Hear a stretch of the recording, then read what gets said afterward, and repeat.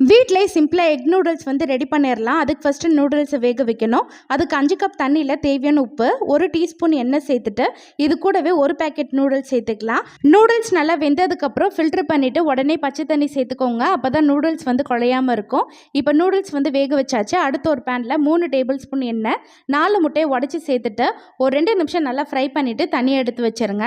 அதே பேனில் கொஞ்சமாக எண்ணெய் சேர்த்துட்டு பொடியாக கட் பண்ண பூண்டு, நீல வாக்கில் கட் பண்ண ஒரு பெரிய வெங்காயம், ஒரு கைப்பிடி அளவு கோஸ், கட் பண்ண ஒரு கேரட், அரை கேப்சிகம் சேர்த்துட்டு நல்லா வதக்கி விட்டுக்கோங்க.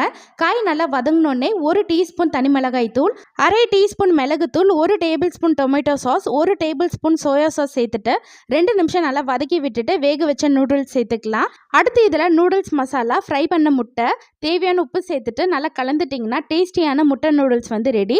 நூடுல்ஸ் மசாலாக்கு பதிலாக சிக்கன் மசாலா கூட சேர்த்துக்கலாம். ரொம்பவே நல்லாயிருக்கும். கண்டிப்பாக ட்ரை பண்ணி பாருங்கள். அடுத்த வீடியோவில் பார்க்கலாம்.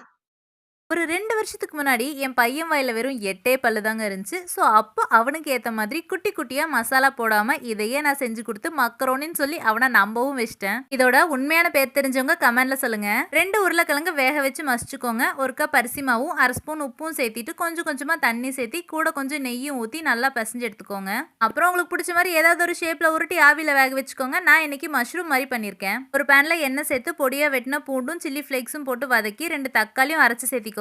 கூட மஞ்சள், மிளகாய் தூளும், கரம் மசாலாவும், உப்பும் சேர்த்து நல்லா திக்காகி வரப்போ வேக வச்ச பொட்டேட்டோஸை போட்டு நல்லா 2 பக்கம் ரோஸ்ட் பண்ணி மல்லியில தூவினா எங்க பாஷையில மக்ரோனி ரெடி. பேச்சுலரா இருக்கிறவங்க இந்த குழம்பை செஞ்சு வச்சுக்கோங்க. 10 நாள் கூட தாங்கும். செய்யறதும் ஈஸி. வாங்க எப்படி செய்யறதுன்னு சொல்றேன். இந்த வீடியோவை சேவ் பண்ணிக்கோங்க. இந்த மாதிரி ஃபுட் வீடியோஸ் பார்க்க என்னோட பேஜை ஃபாலோ பண்ணிக்கோங்க. ஃபர்ஸ்ட் ஒரு பெரிய எலுமிச்சம்பழம் சைஸ் புளியை கரைச்சி வச்சுக்கோங்க. அடுத்து ஒரு பாத்திரத்துல 5 டேபிள் ஸ்பூன் எண்ணெய் ஊத்தி 1 டீஸ்பூன் கடுகு போட்டு பொரிஞ்ச உடனே 1 டீஸ்பூன் சீரகமும் 1 டீஸ்பூன் வெந்தயமும் சேர்த்துக்கிறேன். அடுத்து 10 பல்லு பூண்டு, 20 இருந்து 25 சின்ன வெங்காயத்தை சேர்த்து 5 நிமிஷம் குக் பண்ணிக்கலாம். கொஞ்சமா கருவேப்பிலையும் போட்டுக்கிறேன். 1 டீஸ்பூன் மஞ்சள் தூள், 2 டேபிள் ஸ்பூன் மிளகாய் தூள், 1 டேபிள் ஸ்பூன் மல்லித்தூள் சேர்த்து ஒரு 2 நிமிஷம் பரட்டிக்கோங்க. இப்ப கரைச்ச புளியை சேர்த்து 1 டேபிள் ஸ்பூன் கல்லுப்பு சேர்த்து நல்லா கெட்டியா கிரேவி ஆகிற வரைக்கும் குக் பண்ணிக்கலாம். கடைசியா 1 டீஸ்பூன் பெருங்காயத்தூளும் 1 டீஸ்பூன் வெல்லமும் சேர்த்து இறக்கணும். ஒரு சூப்பரான வெங்காய பூண்டு புளிக்குழம்பு ரெடி. கண்டிப்பா ட்ரை பண்ணி பாருங்க. இந்த டிஷ் உங்களுக்கு பிடிக்கும் நான் நம்புறேன்.